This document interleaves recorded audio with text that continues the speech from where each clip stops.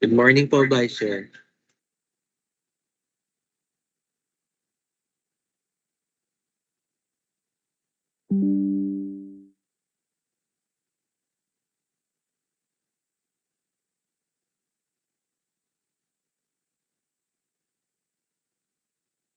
Good morning, Patrick. Good morning, everyone.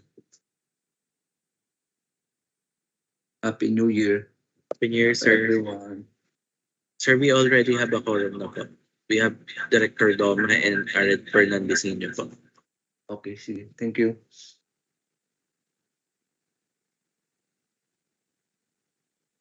Good morning po, sirs. Good morning, everyone. Happy New Year po.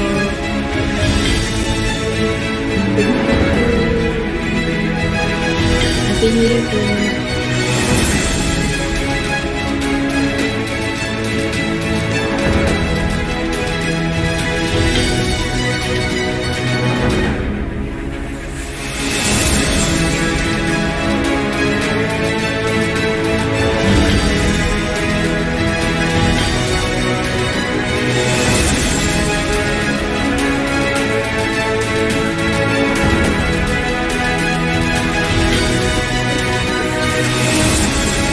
Okay, it's already 10 o'clock.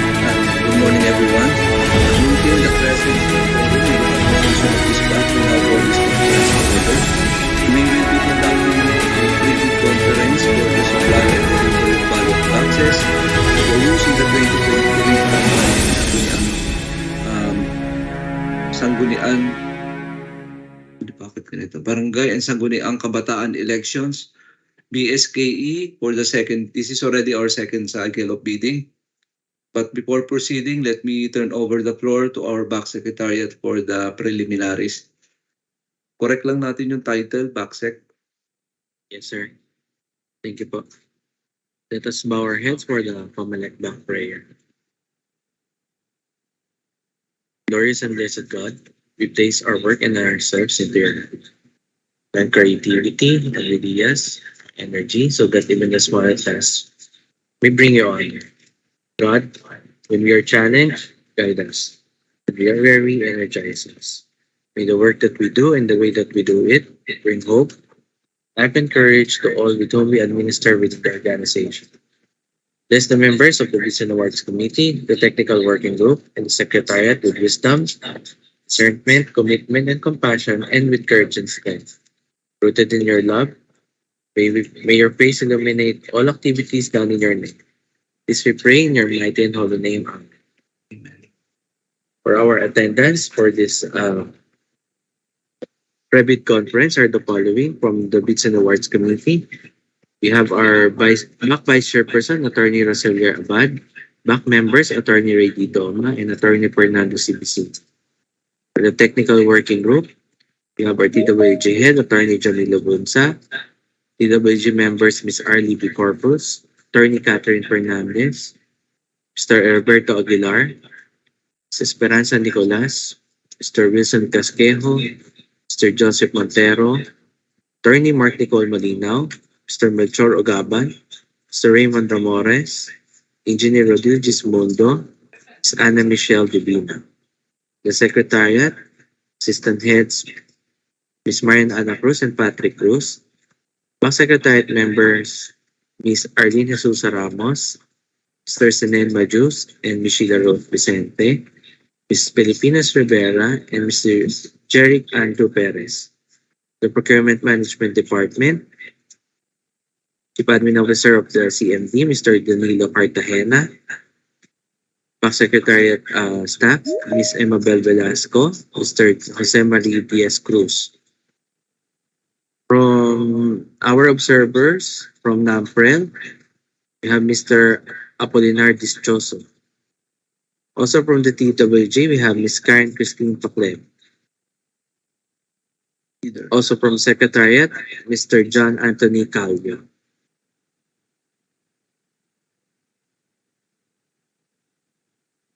For our bidders, please acknowledge once we call your name.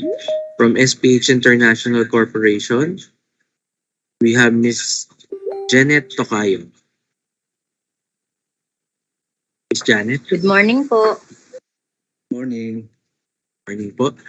From Nihon Global Technology Incorporated, Miss Judith Monserrat. Good morning po. Morning. Good morning po. Also from SPH International Corporation, we have Miss Lisa Jean Bantilio. Good morning po. Thank you po. Good morning. From Joda R Corporation, Miss Mirna Gonzalez.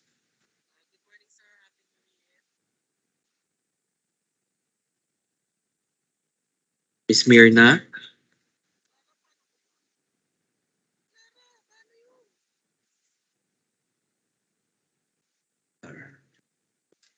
Miss Mirna, hindi po namin kayo naririnig.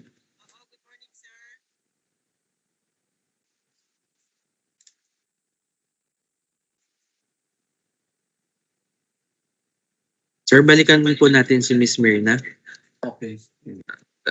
From Virtual North Technologies Corporation, wala pa po sila. Also, MCX International Corporation, wala pa po. From NSB Engineering Design and Fabrication, Miss Charisse Ann Moreno. Good morning, sir. Good morning. Also from Narciso Barro Enterprises, wala pa po yung representative nila, sir. So, balikan po natin si Miss Mirna Gonzalez of Joda R Corporation. Please acknowledge po.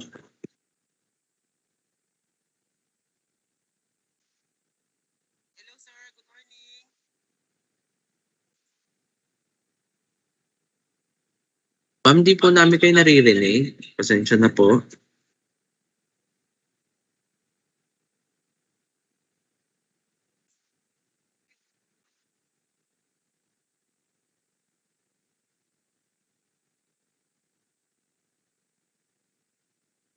So backcheck, how many are present sa mga prospective bidders natin?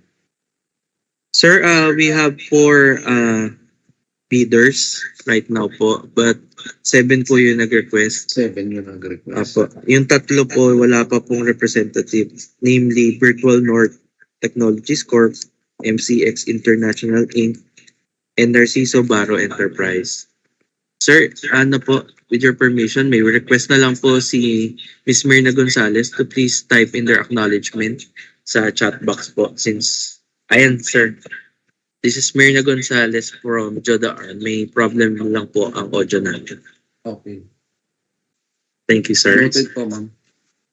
Also, attendance, sir, for our end user unit. We have our alternate member, Engineer Virgil Juan Soriano. Good morning, sir. Soriano. So for our online conference rules, this online private conference is open to all interested parties.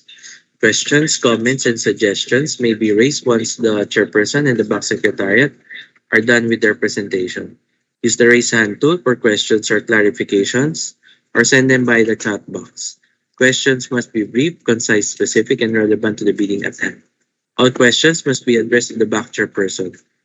Serve order during the proceedings. Any act or utterances which would interrupt or disturb the proceedings shall not be tolerated.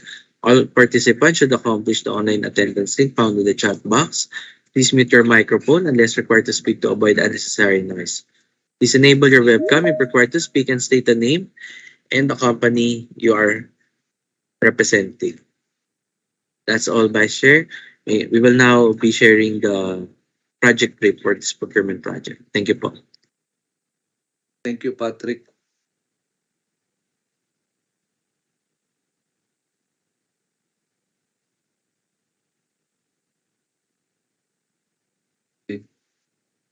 Before we proceed to the conference proper, let me put on record the important details of this project. So, this project, the authority to procure is manifested in the approved fifth supplement in the annual procurement plan for 2022. The funding source is the GAA of 2022. The end user unit is the allocation committee. We are to procure 22,054 units of ballot boxes for use in the 2023 BSKE with a unit cost of 5,000 pesos and with a total ABC of 110,270,000 pesos.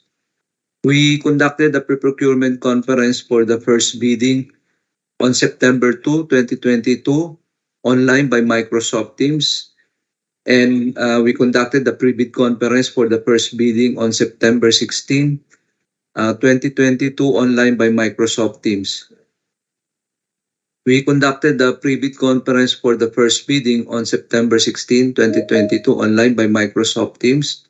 And we opened bid for the first bidding on October 4, 2022 at 10 a.m. online by Microsoft Teams. The bidder with a single calculated bid, SPH International Corporation, in joint venture with Steel Source Inc. Okay, may we request the BACSEC to read the pertinent portion of the TWG report disqualifying the loan bidder or the single calculated bidder, the joint venture of SPH and Steel Source Inc. Also, the motion for reconsideration, the portion of the motion for reconsideration filed by the joint venture, as well as the back recommendation on the back resolution on the motion for reconsideration filed. Thank you, sir. Sir, for the TWG report, the findings of the TWG regarding the sample submitted of the single calculated bid is that the submitted sample for the testing failed to comply with the required size of the slit of the compartment for the spoiled ballots. Under item G of section 7, technical specification of the bidding documents, the size of the compartment for spoiled ballots is 7-inch. However, the sample submitted is measured at 4.7 inches only. And then on October 19th, October 19, 2022, the BAC Secretariat is in receipt of the motion for reconsideration filed by SPH International Corporation and Steel Source Inc. joint venture. The discussion and the arguments as detailed below. As deficit on the above line specifications in question, it depicts of a single slit with a length of 7-inch, though it makes mention of the specific color of paint to be used, white and red respectively. It does not specify whether the said 7-inch long slit is applicable for the compartment provided for valid and spoiled ballots. Doubtedly, the intention of the line specification was to specify a single slit, as it was mentioned to point out more than one slit. It would have depicted otherwise and used the words both, referring to the slits, or made use of the plural slits with an S. Furthermore, it should be noted, and we wish to emphasize, that we submitted conforms to the previous ballot box delivery, which was in fact showed to us during the official viewing examination prior to the bidding. For the record, the length of the slit for spoiled ballot was 4.7-inch. Photo of the specimen with serial number CE07-070027 embossed in front is attached for the back reference. Our team was utterly disturbed to find out that during the actual post-qualification evaluation held last October 11, 2022, the TWG noted a defect specifically on the purpose and the supposed length of the slit for the spoiled ballots. The length of the slit for the spoiled ballot was 7-inch. Photo of the other version of the specimen sample with serial number CE-07-07119667 embossed at the back is attached for back reference. The conclusion, based on the above line specification, on the above antecedent, it now undisputedly confirms that there was two versions of ballot boxes with different lengths of slits for spoiled ballots, and both of the versions are compliant because it complies with the minimum requirement of 7-inch long slit, referring to the length of the slit for valid ballots. On October 26, 2022, the BAC issued a resolution number 3 granting the motion for reconsideration filed by SPH International Corporation and Steel Source Incorporated joint venture for being meritorious. The pertinent portion of the aforesaid BAC resolution, Section 17.2, Rule 6 of the 2016 updated revised implementing rules and regulation of Republic Act number 9184 states that the specification and other terms in the bidding document shall reflect the necessary specification required to meet the needs of the procuring entity in clear and unambiguous terms. However, in the instant case, the 7-inch long slit requirement, as stated in Item G of Section 7 Technical Specifications, does not clearly state whether the same is applicable with a valid or spoiled ballot compartments or both. It failed to provide a clear and unambiguous terms the requirement as to the size of the slip for the valid and spoiled ballot compartment as required in the foregoing provision. Thank you, Patrick. Thank you, sir. On November 23, 2022, the BAC issued a resolution recommending the temporary cancellation of the procurement due to the anticipated increase in the number of ballot boxes in view of the resumption of the continuing registration. It submitted to the Commission and Bank through the Honorable Chairman George Erwin M. Garcia. On November 29, 2022, the temporary cancellation of the procurement was submitted for confirmation of the Commission and Bank. On the same date, November 29, 2022, the Commission and Bank, per Memorandum Number 22-1580, approved the said temporary cancellation of the procurement, and this was received on December 1, 2022 by the BACSEC. This was received by the BACSEC on December 2, 2022. We conducted the first procurement conference for the second bidding on December 2, 2022 online by Microsoft Teams. Then on December 5, 2022, the chairperson of the BAC issued a memorandum requesting the end user unit to immediately submit the following revised purchase request with attached specifications clearly specifying the size of the slits in the different compartments of the ballot boxes, and modify the approved budget for the contract as appearing in the PR and in the approved annual procurement plan in view of the possible increase in the quantity. In answer to said memorandum, the end user unit on December 5, 2022 stated that it is maintaining the originally submitted purchase request for the 22,054 unit of ballot boxes. And in case it would still be insufficient, it is intended to procure additional unit through repeat order. Respectfully requesting the BAC to push through with the procurement of 22,054 units of metal ballot boxes and the following amendment on one of the technical specifications to be posted through the issuance of bid bulletin, to wit, the separate compartments for valid and spoiled ballots shall each have a slit measuring from 5 to 7 inches long. Then we conducted the second procurement conference for this second bidding on December 16, 2022 online by Microsoft Teams. And on December 16, 2022, we received a memorandum from the end user unit submitted the delivery schedule as follows. 90 calendar days from receipt of the notice to proceed, but not later than 30 days before the date of the conduct of the 2023 Barangay and Sangguniang Kabataan elections.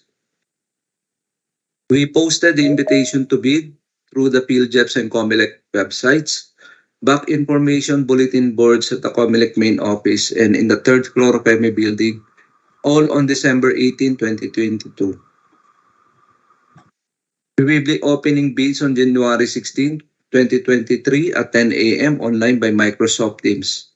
Please make it of record that we notified of this pre-bid and bid opening conferences the following. On December 19, 2022, the End User Unit, Director Esther Villaflor Rojas, Director for PRSD, and also the head of the Allocation Committee. The Procurement Management Department through Director City Maimona Tawagon, the Internal Audit Department through Director Esmeralda Amora Ladra. Also on December 19, 2022, we notified the following observers. Honorable Juby E. Onya, the Supervising Auditor, Office of the Resident Auditor Commission on Audit, Attorney Ron Ancaritos, the Executive Director of Lente, Mr. Eric Jude Albia, the Secretary General of NAMPREL, Mr. Ruben J. Pascual, the Secretary General of PCCI, Ms. Evelyn Singson, the National Chairperson of PPCRB. As of this time, no company has purchased bidding document, but as mentioned and acknowledged by our back secretariat, we have at least 4 bidders or prospective bidders in attendance in today's pre-bid conference. And as stated by our BACSEC, there are 7 prospective bidders that manifested their intention to participate in today's pre-bid. Any question or manifestation at this point? If there is none, can we show BACSEC the technical specification of this project? And may we request the BACSEC to read for the record the technical specification of this project. Thank you, sir. Before I proceed with the reading of the technical specification, may I just update the attendance? Please go ahead, Patrick.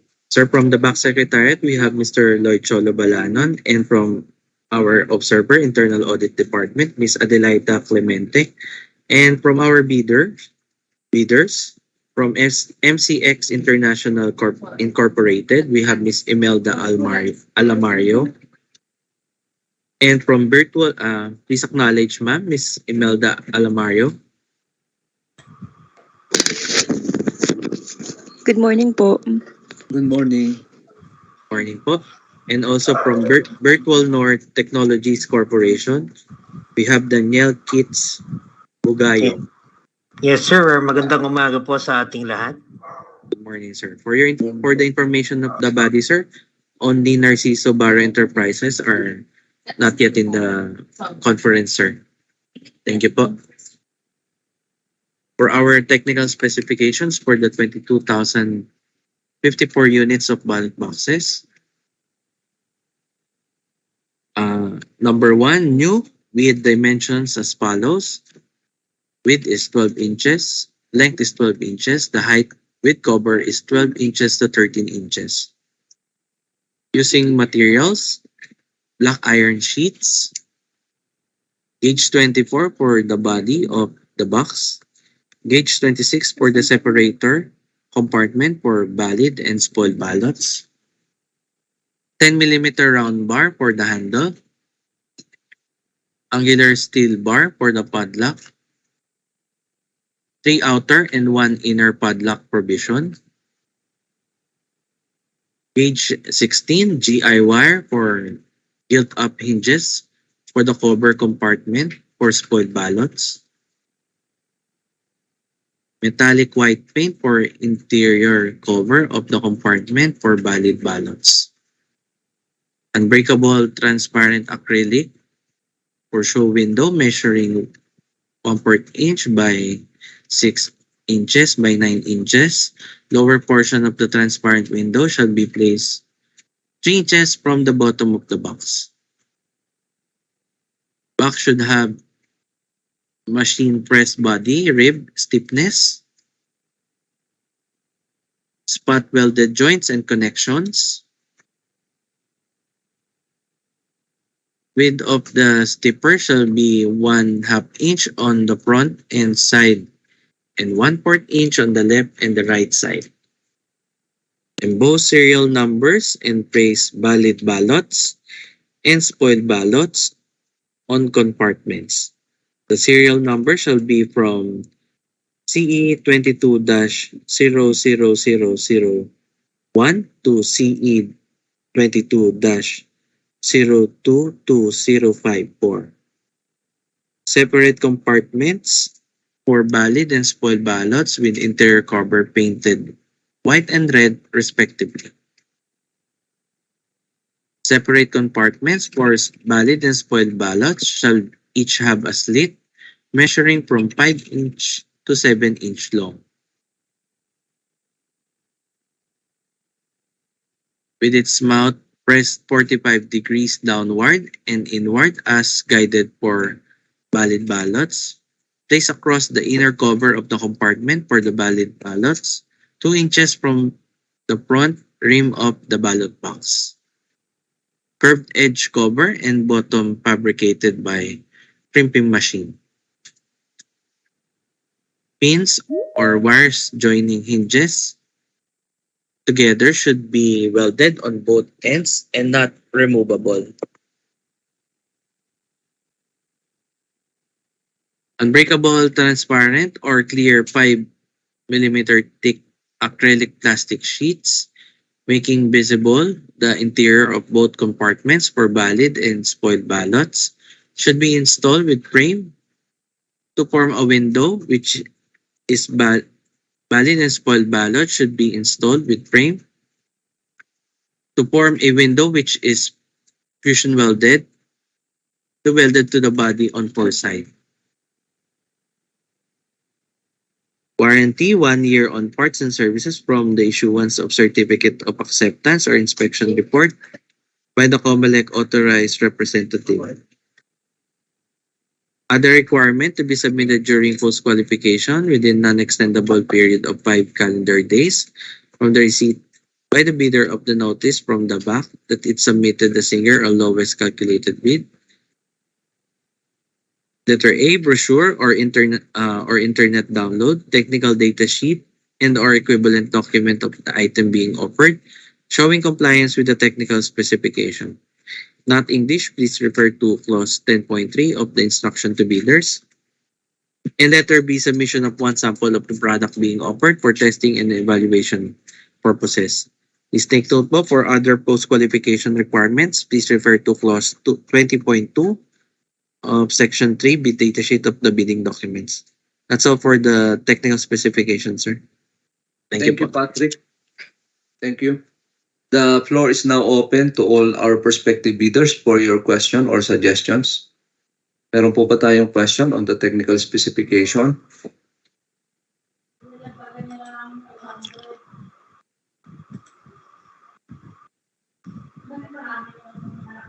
From Virtual North. Yes sir, magandang umaga po. Magkakaintindi ko po rito sa requirement ng mga ballot boxes pang-replace dun sa mga dati. So new design po itong requirement. Sir Chair, tanong ko lang po kung meron po bang available na technical diagram?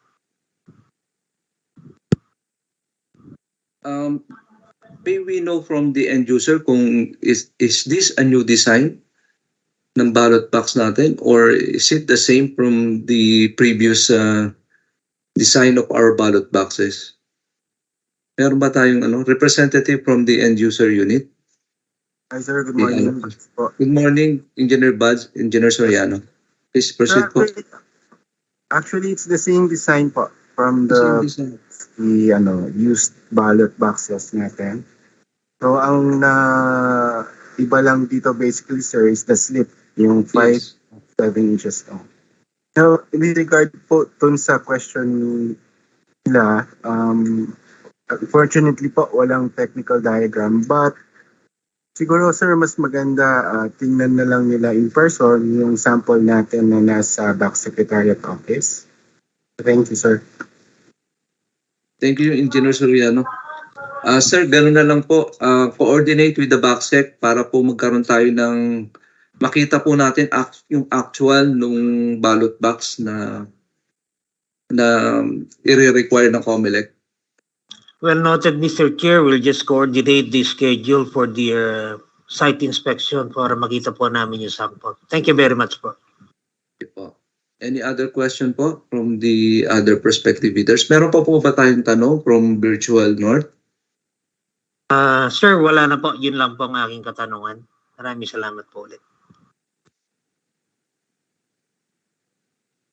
From other prospective bidders po, meron pa po ba? Regarding the text specs or any part of the bidding documents for that matter. Sa schedule of requirements po, meron po ba tayo magiging problem? Can we show them BACSEC yung delivery periods natin?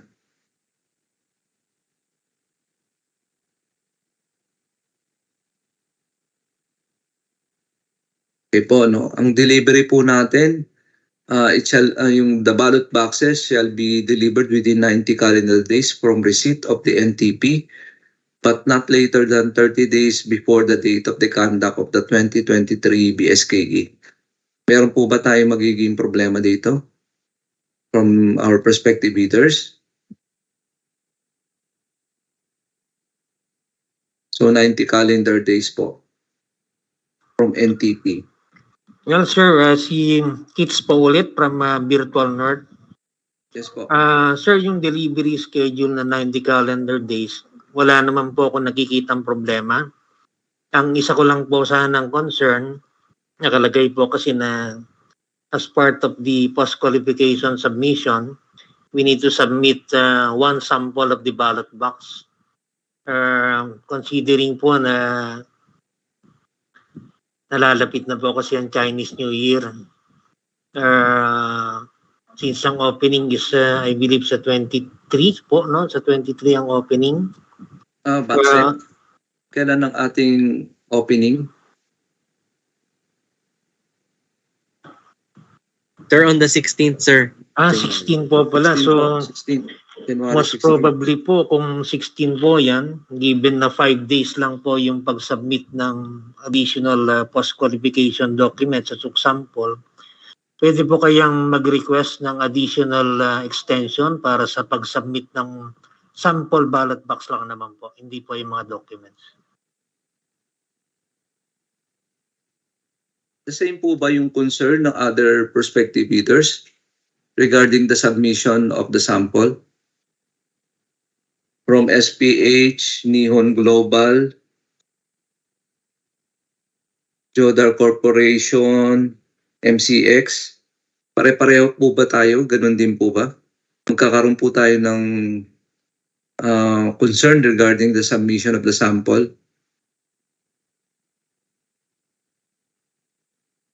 Pwede ba natin silang tanungin isa-isa, BACSEC? SPH? Yes, sir. Kaya naman po. Okay. Nihon Global, Inc. Hello, sir. Yung delivery date po, sir. Sir Chairman, sana po gawin natin at least 45 days po. Ano po ibig nyo sabihin? 45 calendar days from NTP? Yes, sir. From notice to proceed? Yes, Gagawin sir. nyo mas mababa? Ay, hindi naman, sir. Pero 90 calendar days po, sir. Ang nakalagay po kasi sa ating schedule of requirement, it is 90 calendar days. So, mas Okay po. mahaba po. Mas Okay, mahaba sir. po yun kesa sa Okay 45 calendar Ay, sorry, days. sir. Okay po. Sorry po. Mas okay po, sir. Ang tinatanong po natin yung pong submission ng sample, just in case po na ma-consider tayo as the lowest calculated bidder or the single calculated bidder. Yung Mas okay po yung kay sinabi po ni sir kasi nga po magcha-Chinese New Year po. So, humihingi rin po kayo ng extension ng period for the submission of the sample? Yes po, sir. Mga ilang days po? Mga ano siguro, sir? Dagdag lang po ng 5 days po ulit, sir. Okay. Si Sir, yung kanina sa Virtual North, hindi natin siya natanong kung ilang days yung extension na kung sakali sa deliver ng submission na sample. Yes, Mr. Chairman, January yung 5 calendar days po na extension po is yun din po sana ang re-request namin at least. So, 10 calendar days from receipt ng notice. Yes po, sir. Sige po. How about yung other prospective bidders? So SPH, wala silang problem. They can deliver the sample. Nihon Global, sino ba yung kanina? Neon, sir. Okay. What about the other? Miss Gonzalez from Judar Corporation.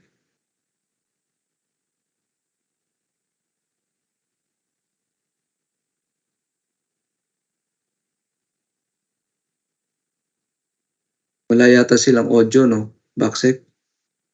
Sir, from Jodar Corporation, may chat po sila sa chat box. We'll just put in writing our query. Sabi po nila. MCX. So far naman sir, wala pa naman pong question. Hindi, yung pong doon sa submission ng sample. Wala naman po. Okay, kaya naman po. Kaya. Yung, Opo. kasi yan, ano yan from notice, 5 days from notice yan. Yes sir. Okay, kaya naman. So anyway po, no, yung mga may concern regarding the submission of the sample,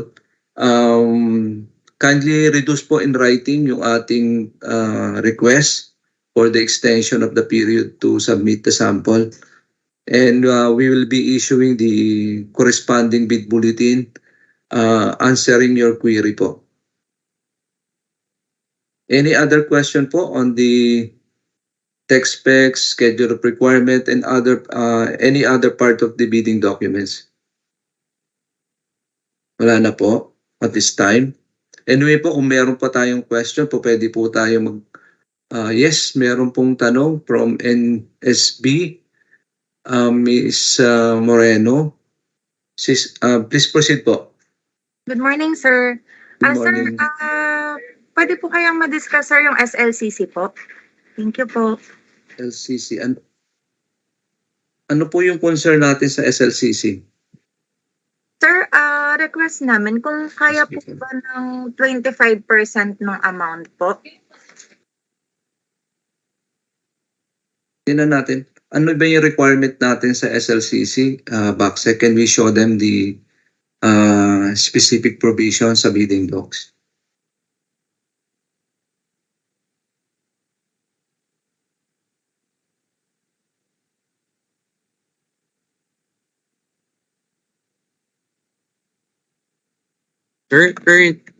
Excuse me po.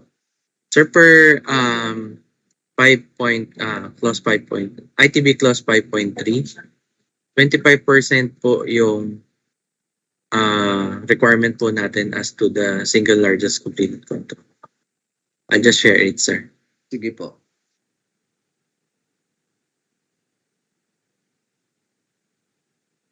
Ito po yung nakalagay sa ating bidding docs. The SLCC must be at least 25% of the total approved budget for the contract. Noted po, sir. Thank you po. Okay po. Any other question po? Yes, from Nihon Global Technology. Hello, sir. As lang po, it is possible po ba to submit our certificate of distributorship instead of SLCC po?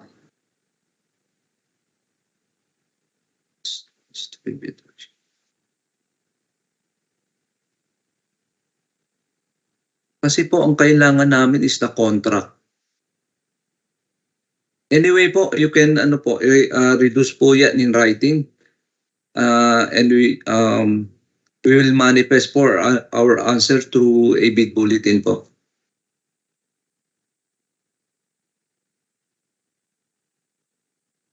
Okay Okay po. po, sir. Okay po. Thank you po. Any other question po? Lahat po ba tayo nakasali na sa online procedure for the submission of the bidding documents? Lahat po tayo. SPH po nakasali na eh. Nihon Global, Technology, Judar, Virtual North, NSB. Nakasali na po ba tayo? Yes po, sir. Sino po yan? Si Virtual North po, sir. Sa ibang agency po, nasubukan ko na pong nag-submit ng with encryption. Meron po ba dito na hindi pa nakasali sa ating mga prospective bidders? Lahat po kayo nakasali na? So siguro po lahat, no, kasi walang nagsasabi na hindi. Anyway po, no, we will now proceed to the presentation of our back secretariat on the online submission, receipt, and opening of bids. Kung meron pa po tayong question later on, pwede po natin itanong after po ng presentation. Patrick, please proceed with the presentation. Thank you, sir.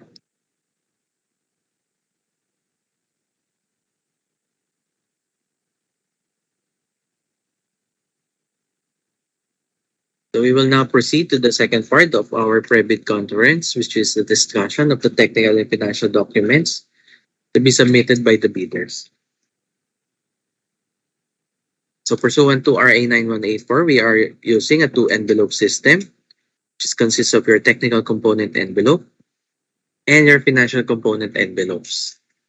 So your technical component envelope consists of the legal, technical, and financial documents of the bidder. And your Class A documents, your legal documents, is the first documents to be submitted. Is the valid PhilJobs registration certificate, your platinum membership in accordance with section 8.5.2 of the implementing rules and regulation of RA 9184 pursuant to GPPB resolution number 15-2021 dated October 14, 2021. Pursuant to the said GPPB resolution, the bidder shall only submit a valid and updated PhilJobs certificate of registration and membership in lieu of your Class A eligibility documents. This is again pursuant in accordance with section 8.5.2 of the said IR. So this is the comparison of the original and revised PhilJobs certificate of platinum membership. Please take note of the expiration of your certificate of PhilJobs registration and also the new caveat that is indicated in the revised certificate of PhilJobs registration. So here po, the bidder will, the back will only accept for your legal document is the certificate of PhilJobs registration. Please take note din po that yung Annex A of your PhilJobs registration certificate which indicate your legal documents such as DTI or your SEC registration, your mayor's permit, your tax clearance, and your AFS or your audited financial statement should be likewise all updated and valid during the time of bid opening. So additional information po, if ever katulad po ngayon that we are renewing our mayor's permit, your mayor's permit, kung mag-update po kayo, si PhilJobs po ina-accept niya po yung expired na mayor's permit, basta isama niyo po yung official receipt nyo na nakapag-apply na kayo for renewal to update your PhilJobs registration if ever nag-expire na po yung your mayor's permit dun po sa inyong PhilJobs Certificate of Registration. Si PhilJobs pa rin po ang mag-update ng PhilJobs registration nyo. Doon nyo po isasubmit yung expired mayor's permit in your official receipt. So next document to be submitted is the technical document, statement of all ongoing government and private contracts. This includes your contract awarded but not yet started, if any, whether similar or not similar in nature and complexity to the contract to be bid, per Annex A of Section 9 bidding forms. So here's a sample of the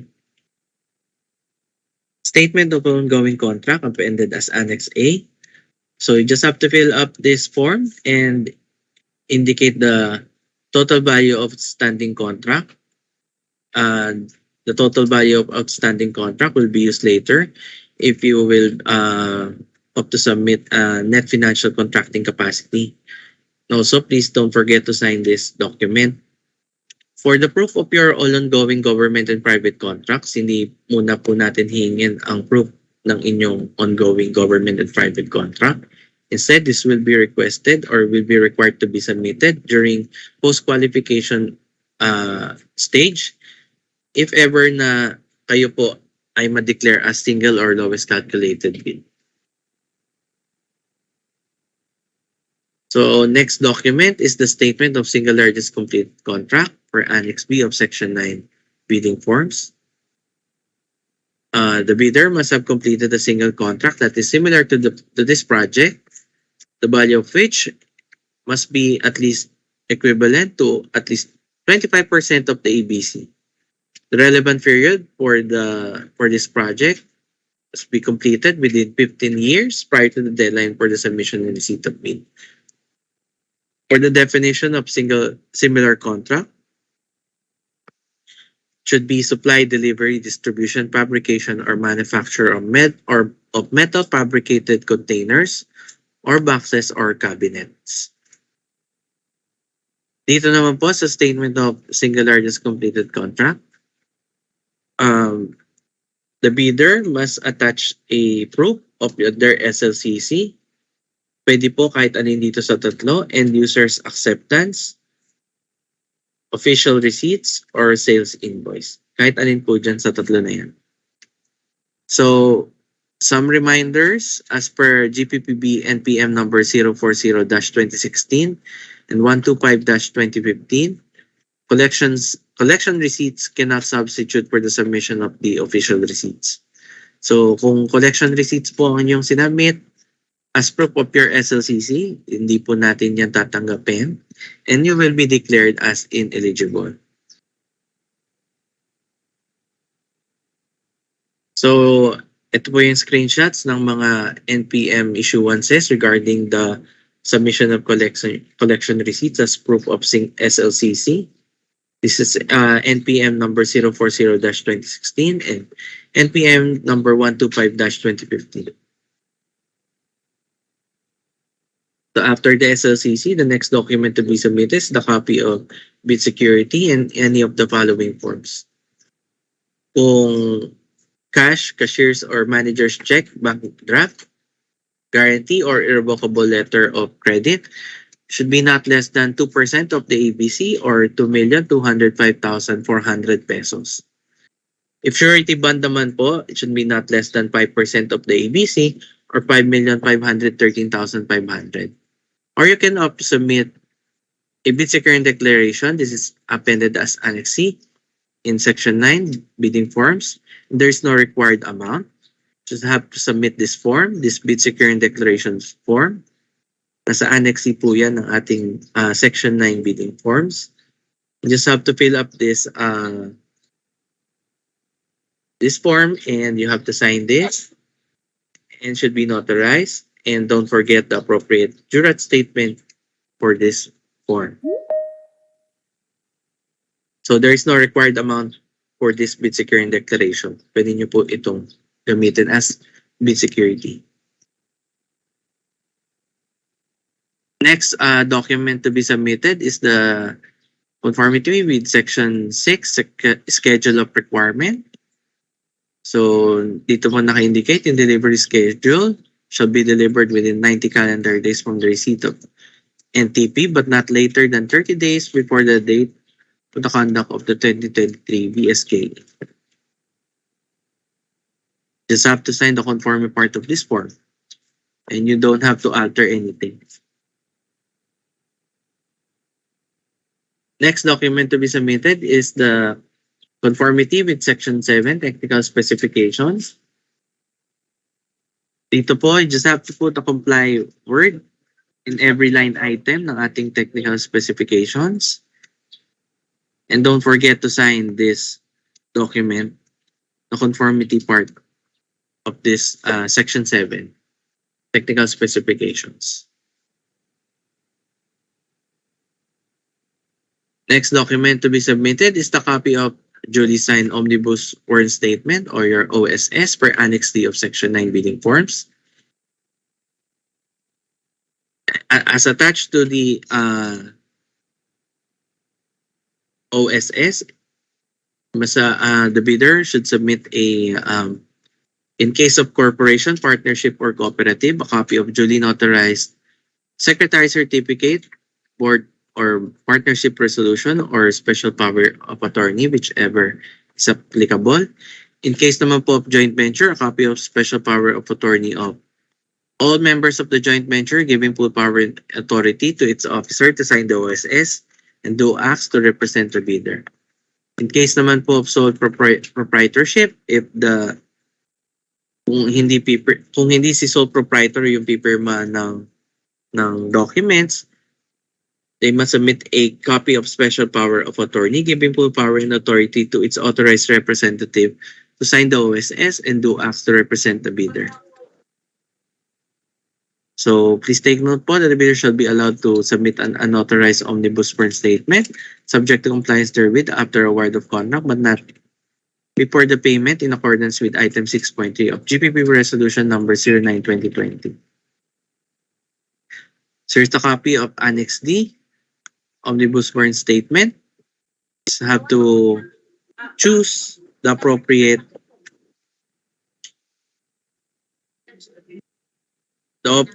paragraph dito po. For sole proprietor, kung partnership or corporation, meron po kayong pipiliin. Please don't forget to sign this document and also the jurat statement for the notary, the appropriate jurat statement po.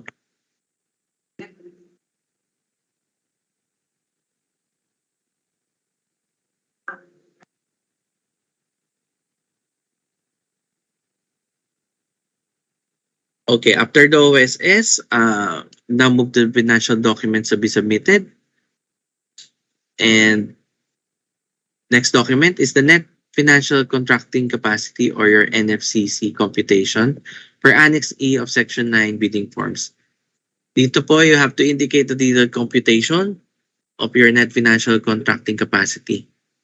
So for the NFCC, the current asset and current liabilities will be derived from your PhilJEPS registration certificate. Doon po sa Annex A ng inyong PhilJEPS certificate. Nandun po ang current asset and current liabilities. You have to subtract the current asset less the current liabilities and multiply by the constant number 15 and the subtotal for that. And you will subtract the value of outstanding or uncompleted portion of the project under ongoing contracts. Yan po yung kanina, yung sa Annex A po natin. And you will have your net financial contracting capacity. So the NFCC computation must be at least equal to the total ABC of the project. If ever po that your NFCC computation is not equal or it's not at least equal to the ABC, the bidder may submit a committed line of credit from a universal or commercial bank. This is appended as Annex E1 of Section 9 bidding forms. And that committed line of credit must be equivalent to at least 10% of the total ABC of the project. In case po that the bidder will join as a joint venture, they must submit a duly signed joint venture agreement, JVA, in case the joint venture is already in existence. Or if hindi naman po, a duly notarized statement from all the potential joint venture partner stating that they will enter into and abide by the provision of the JVA the instant that the bid is successful per Annex F of Section 9 bidding forms. So please take note that each partner of the JV shall submit their respective PhilJob certificate of registration in accordance with Section 8.5.2 of the revised IRR of RA 9184. However, for the submission of the technical and financial eligibility document, any of the joint venture partner may submit the technical or financial eligibility document, provided that the partner responsible to submit the NFCC shall likewise submit a statement of all ongoing contract and audited financial statement.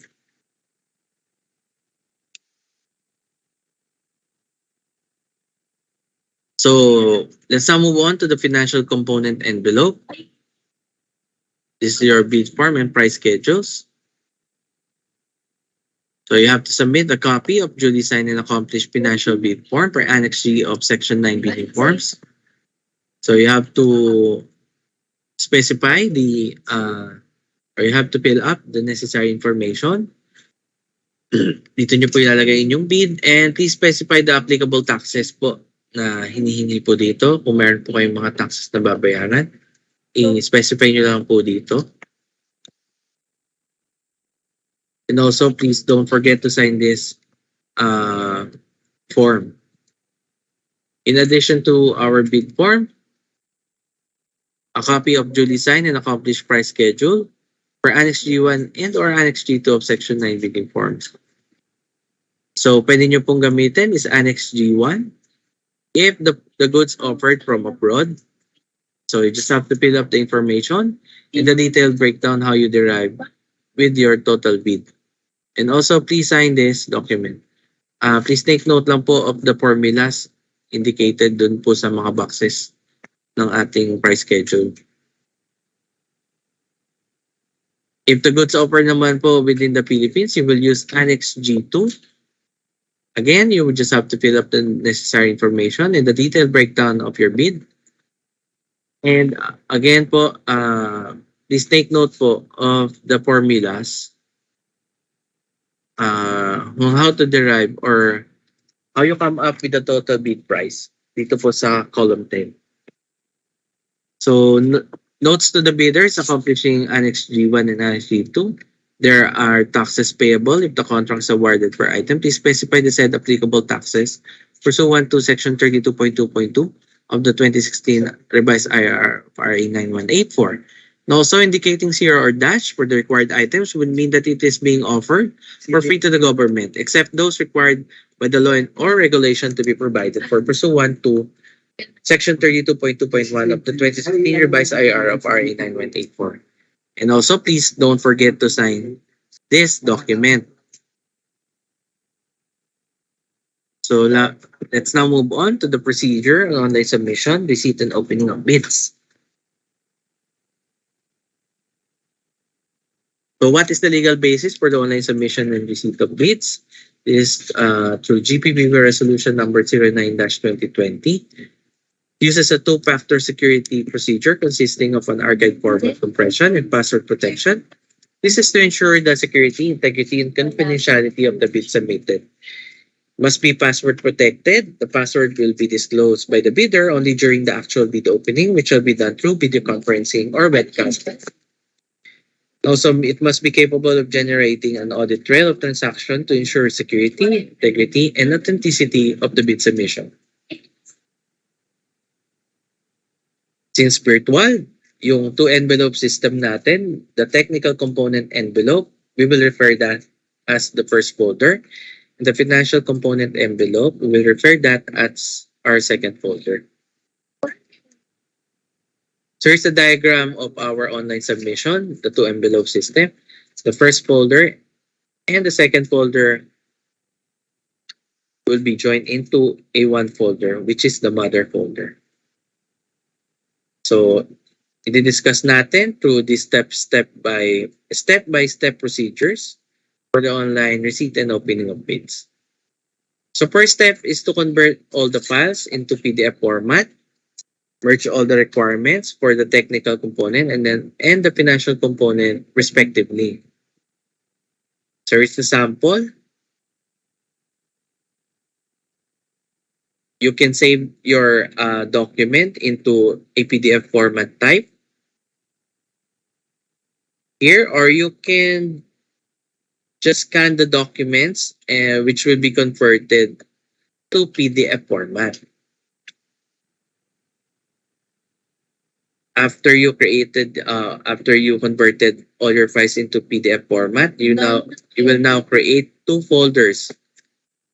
The first folder is your technical component, the legal, technical, and financial eligibility requirements. And the second folder is the financial component, the bid form, and the price schedules. So please take note that place the merged document to its corresponding folder. The first folder is for the technical component. The second folder is for the financial component. So next step, after you create the folder, you will now name each folder using the following naming convention. For the first folder, it's bidder's name underscore project name, project ID number underscore technical component underscore date and time of bid opening. For the second folder, it's bidder's name underscore project name underscore project ID number underscore financial component underscore date and time of bid opening. Please refer to the shortened project name as specified in clause 15, sealing and marking of bids of the project being bid. So for the shortened project name, the shortened project name for this project is BSKE Ballot Boxes. So after you name each folder, you will now compress each folder, the first and second, using either WinRAR, WinZip, or 7-zip. So you just have to highlight the file and click on the plus button to compress the desired file. After you compress it, you will now set the password for the each compressed first and second folder. After you compress and password protect your folder, your first and second folder, you will now generate a hash code or hash value for each compressed first and second folder using SHA-256. So what are hash codes or hash values? Hash values are used to prove authenticity of the electronic file. So how does it work? The hash values for the original and the copy are different, then the copy is not identical to the original. The hash value for the original and the copy are the same. It's highly improbable that the original and copy are not identical. Thus, identical hash values for the original and copy reliably attest to the fact that they are the exact duplicate. So why SHA-256? Said that it is an industry standard trusted by leading public sector agencies and used widely by technology leaders, and it doesn't have any known vulnerabilities that it make it insecure, and it has not been broken.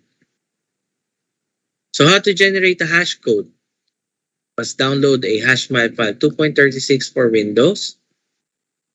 Then after you download and once installed, open the hashmap files application and click on the file you desire to be hash coded. And then copy SHA-256, set aside the generated hash codes for the first and second folder. Then after your first and folder are already compressed, password protected, and hash coded, you will now create a third folder, which is called the mother folder. And you will now place the first folder and the second folder in that mother folder.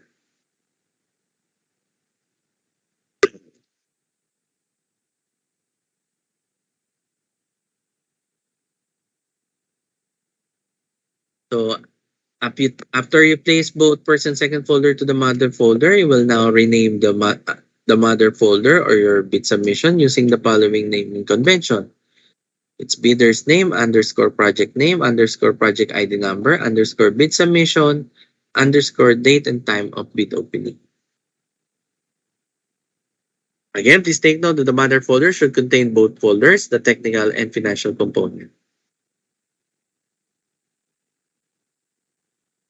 Now you have to compress the mother folder again by using either WinRAR, WinZip, or 7-zip.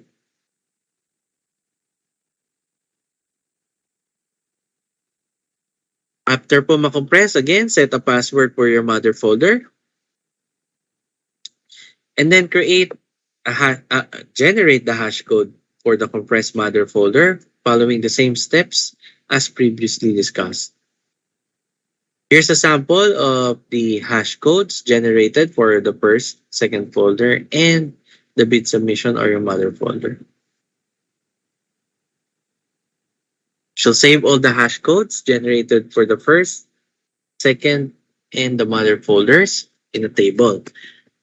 She'll also be sent as an attachment to the email or in the body of the email on or before the deadline for the submission of bids at back.secretariat@comelec.gov.ph, copy furnished backsecretariat@pmd@gmail.com.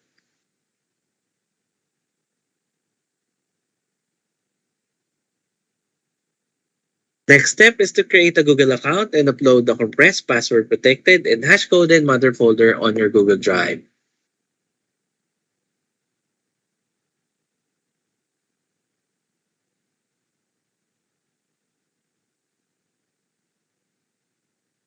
After you upload it, you will now share the uploaded compressed, password protected, and hash coded mother folder to the following. First is at email back.secretariat@comelec.gov.ph, and second at email backsecretariat.pmd@gmail.com. The sharing of the compressed, password protected, and hash coded mother folder must be done on or before the deadline for the submission of bids.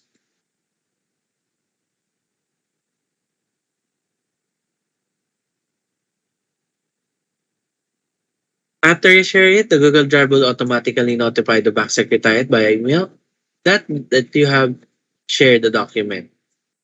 So you have to screenshot of the bidder's Google Drive showing the uploaded bidding documents, and this must be also be sent to the same email addresses on or before the deadline for the submission of bids.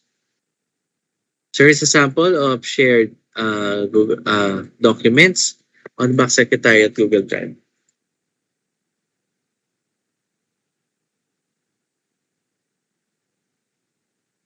This is a screenshot of the shared email at backsecretariat@comelec.gov.ph. And a sample of hash codes and screenshots.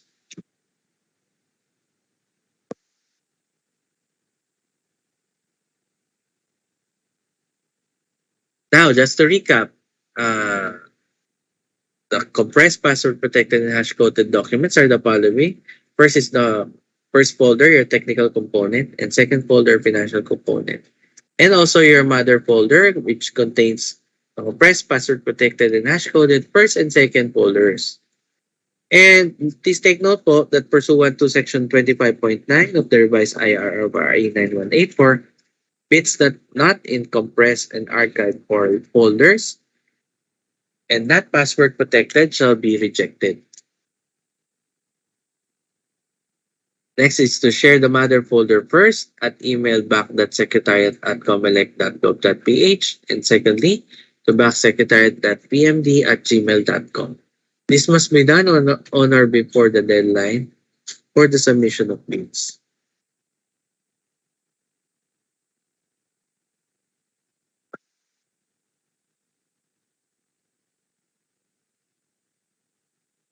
Next step is to send the following to the email addresses on the same email addresses of the back secretariat in the back on or before the deadline for the submission of bids. First is the screenshot of the bidder's Google Drive showing uploaded bidding documents. And next is the hash code for the following: the first folder, the second folder, and your mother folder. So let's now move on the opening of bids. Opening of bids shall be conducted online by Microsoft Teams, and MS Teams link shall be sent to the bidder's representative who submitted their bid online. At the date and time of the opening, the bid opener shall request the bidder's password, which shall be disclosed by the bidder via MS Teams chat box. The bid document shall be then extracted from Google Drive. Once the bid documents have been downloaded and opened by the bid opener, shall then be shared on MS Teams for all online participants to view. Shall be likewise emailed to the members of the BAC, TWG, and the end-user unit. Let's now move on to the preliminary evaluation of the bid documents. So during evaluation of bid documents, MS Team submitting group shall be created depending on the number of bidders who submitted bids. The link for that submitting group shall be posted on the MS Teams chat box so the bidder and other online participant may join the submitting group, evaluating the bids in order to observe.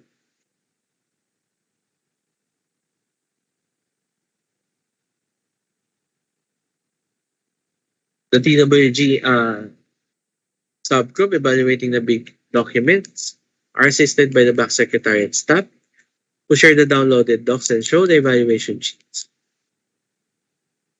So the BAC Secretariat members are there only to assist the TWG in accomplishing the evaluation sheets. Once the TWG is done with their evaluation, they instruct the BAC Secretariat to attach their e-signatures to the documents.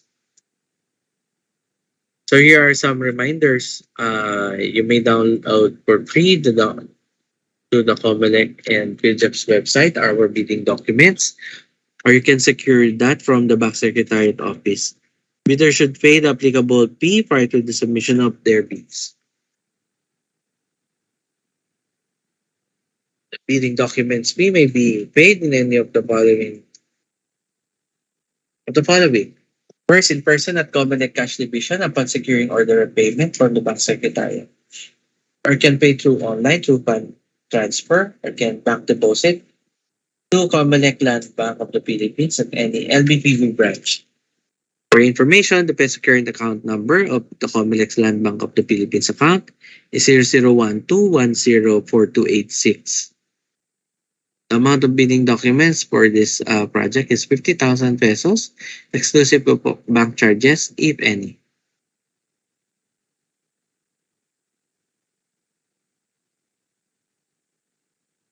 So the proof of payment, you will email a copy of your transaction or deposit slip to back.secretariat@comelec.gov.ph.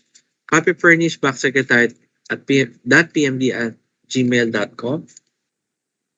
On or before the bidder submit its bid. So some announcements. Deadline to submit request for clarifications is until January 6, 2023 on Friday, or at least 10 calendar days before the deadline for the submission and opening of bids. And it must be in writing and addressed to the BAC chairperson. The BAC shall issue a supplemental or bid bulletin answering your request and clarification. It is on January 9, 2023, that's a Monday, or at least 7 calendar days before the deadline for the submission and bid opening. Address your requests or queries to our BAC chairperson, Attorney Helen G. Avila Flores, to the BAC Secretariat Office at 305-A, third floor of the Annex Building of PEMI Building, here at Intramuros, Manila. You can email your requests or queries at back.secretariat@comelec.gov.ph or backsecretariat.pmd@gmail.com.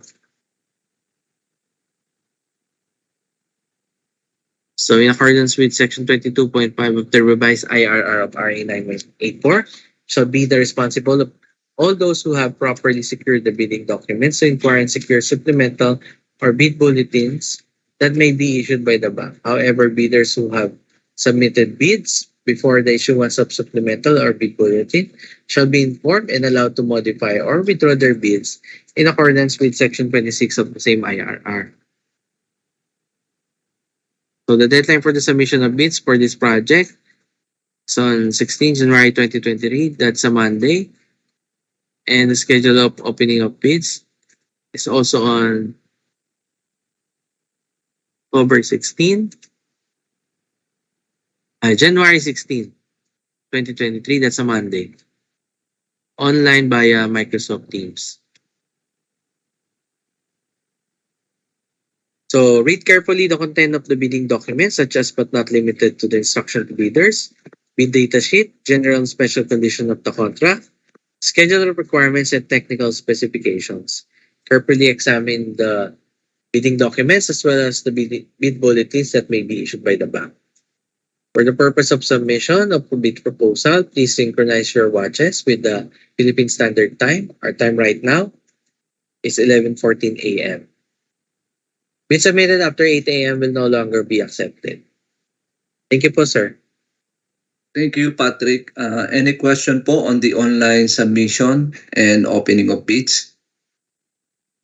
Anyway po, no, you can request the BACSEC for a soft copy of the presentation, and the BACSEC will be more than willing po to assist you kung meron po kayong mga concerns regarding the online submission. Any other question po on this project? Yes, Virtual North. Sige po. Go ahead. Yes, sir, i-clarify ko lang po ulit yung, kung hanggang kailan po yung submission ng letter of query. Hanggang January 6 po. Okay, sir. Well, January 6. January 6. Well noted po, sir. Thank you very much po. Any other question po? Yes, from Nihon Global Technology, you are recognized po. Hello, sir. Yung sa JB po, sir, for the joint venture po, need po ba ng secretary certificate or board resolution for the JB po? BACSEC, please answer.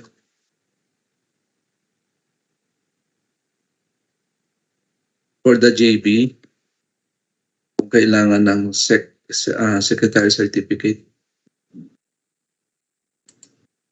Kailangan. Wait lang, sir po. Pakita natin yung pertinent provision.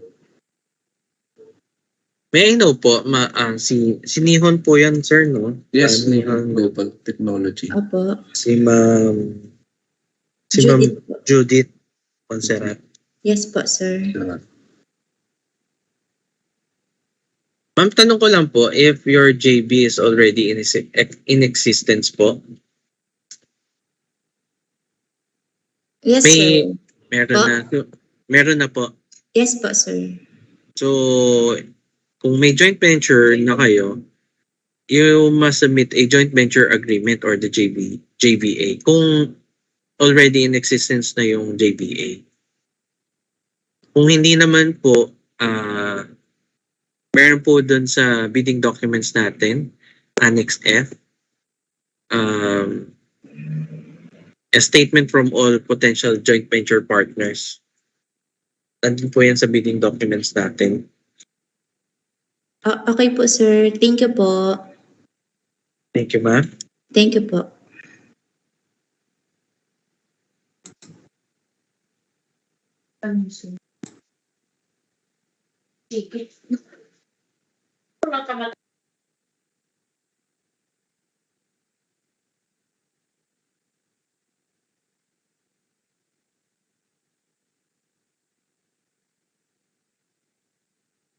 Okay na po. Klaro na po yun. Meron pa po ba? May question pa po tayo?